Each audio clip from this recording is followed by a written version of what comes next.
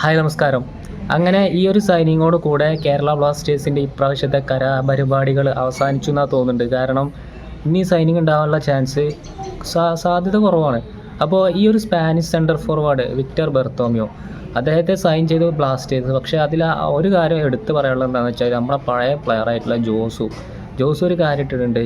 ഇവന് ബ്ലാസ്റ്റേഴ്സിൽ ഒരു എൻ്റർടൈൻമെൻറ്റ് ഉണ്ടാക്കും, ഇവരിൽ നിന്ന് കുറച്ച് കാര്യങ്ങൾ നിങ്ങൾക്ക് കിട്ടും എന്ന് പറഞ്ഞുകൊണ്ട് കമൻറ്റും കാര്യങ്ങളൊക്കെ ഇട്ടിട്ടുണ്ട്.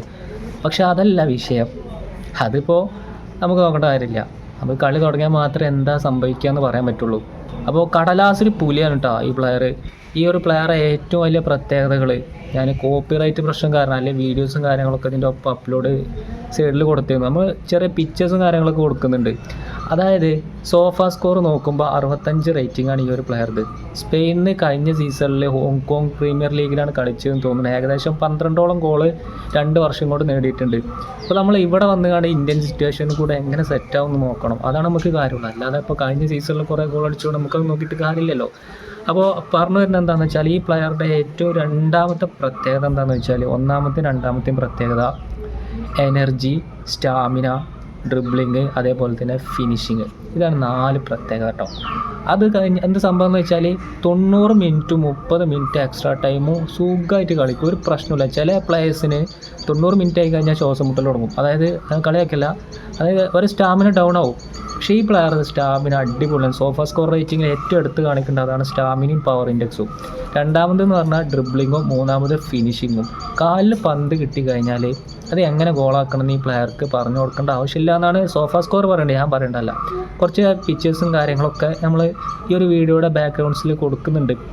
എന്താണെന്ന് വെച്ചാൽ ഈ ഒരു പ്ലെയറുടെ സ്കിൽസും കാര്യങ്ങളും കഴിഞ്ഞ സീസണിൽ അടിച്ചിട്ടുള്ള ഗോളും കാര്യങ്ങളൊക്കെ കണ്ടു നോക്കുമ്പോൾ ഒരു ഗാരി ഹൂപ്പറിനായിട്ട് ഒരു സാമ്യത കാണുന്നുണ്ട്.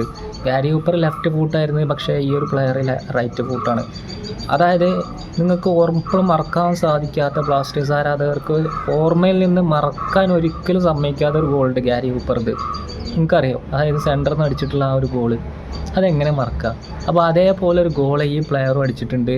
അതേപോലെ തന്നെ സൈഡിൽ നിന്ന് വിങ്ങറായിട്ടും കളിക്കുക, CF ആയിട്ടും കളിക്കുക, പല പൊസിഷനിലും ഇടും കേട്ടോ. ഈ ഒരു പ്ലെയറെ പ്രോപ്പർ CF അല്ല, 2-3-4 സ്ഥലങ്ങളിൽ മാറ്റി മാറ്റി കളിപ്പിക്കാൻ പറ്റുന്ന പ്ലെയറാണ്.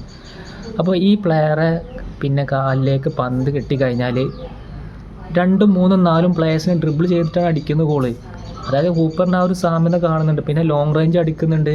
ഫിനിഷിങ് പിന്നെ അടിപൊളി കേട്ടോ. അത് സോഫ സ്കോറിൽ പ്രത്യേകം എടുത്ത് പറയുന്നുണ്ട്, ഫിനിഷിങ് ഒരു രക്ഷയില്ലാന്ന്. അപ്പോൾ ഇതാണ് ഈ ഒരു പ്ലെയറുടെ ബേസിക് ആയിട്ടുള്ള ഫസ്റ്റ് ഇംപ്രഷൻ കാണുന്നുണ്ട്. ഫിനിഷിങ് അടിപൊളിയാണ്, ഡ്രിബ്ലിങ് അടിപൊളിയാണ്, അതേപോലെ തന്നെ സ്റ്റാമിന.